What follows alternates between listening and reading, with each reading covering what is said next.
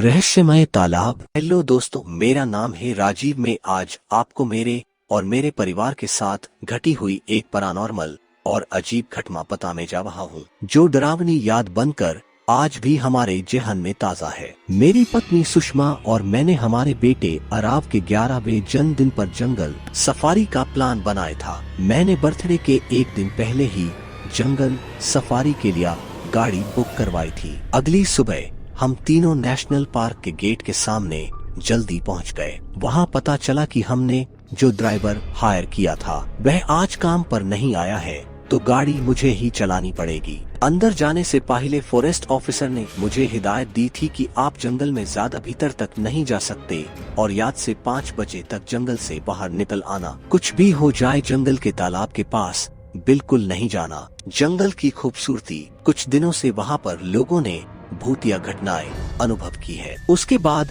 हमने जंगल में प्रवेश किया। जंगल सच में काफी खूबसूरत था। सुंदर सुंदर फूलों की वादियां, रंग बिरंगी पक्षी, कुदरत का ये नजारा देखकर मन की सारी थकावट दूर हो गई थी। मन जैसे तनाव मुक्त हो गया। काफी देर से हम जंगल में घूम रहे थे। हमारे अलावा वहाँ और भी परिवार जंगल घूमने आए हुए थे। हम 3 से 4 घंटे जंगल में अलग अलग जगह नए जानवर और पक्षी देखने के लिए घूमते रहे। फिर मुझे उस फॉरेस्ट ऑफिसर की कही बात याद आई कि तालाब के पास जाना मना है, जो वहाँ से कुछ ही दूर था। मैं और मेरी बीवी पेशे से साइंटिस्ट है, इसीलिए भूत प्रेत आत्मा इन सब पर विश्वास नहीं करते थे। पर आगे जाकर जो घटना हमारे साथ हुई, उसके बाद हमारे विचार पूरी तरह से बदल गए। मैंने गाड़ी तालाब की दिशा में घुमाई। तकरीबन 1 घंटा गाड़ी चलाने के बाद हम तालाब के पास पहुंच गए। ऊपर की कच्ची सड़क पर गाड़ी पार्क करके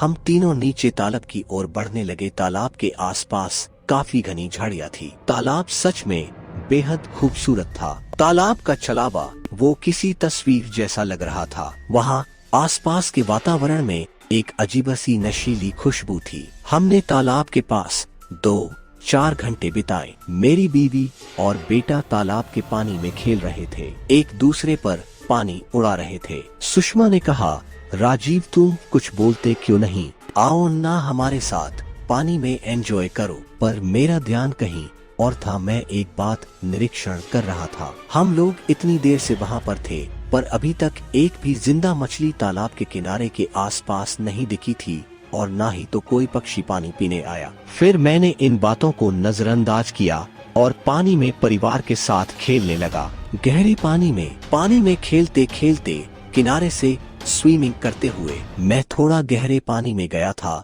वहाँ पानी के अंदर मुझे जो कुछ दिखाई दिया, उसके बारे में मैंने सुषमा और आरव को नहीं बताया। मैंने देखा पानी के अंदर हम तीनों की हमशक्ल जैसी 3 लाशें थी और उनकी आंखें भी खुली थी, मानो किसी भयानक चीज को देखकर डर से उनकी मौत हुई है। मैंने सबसे पहले खुद के होश संभाले और फिर पानी से ऊपर आ गया। मेरे कुछ बोलने से पहले वह दोनों पानी से बाहर निकल गए थे। मैं भी फटाफट पानी से बाहर निकला और हम कपड़े बदल के वहाँ से निकले। जब हम ऊपर आए तो वहाँ पीपल के पेड़ के नीचे एक 15 या 16 साल का लड़का बैठा हुआ था। वो कौन था? मैंने सोचा कि इतने खतरनाक तालाब के पास यह बच्चा क्या कर रहा है। मैंने उससे पूछा, तुम यहाँ के अकेले क्यों बैठे हो? तुम्हारे मम्मी पापा किधर है? उसने मेरे किसी भी सवाल का जवाब नहीं दिया। वह बस तालाब की ओर देखे जा रहा था। फिर जब मैंने उसके कंधे पर हाथ रखा तो मुझे झटका लगा,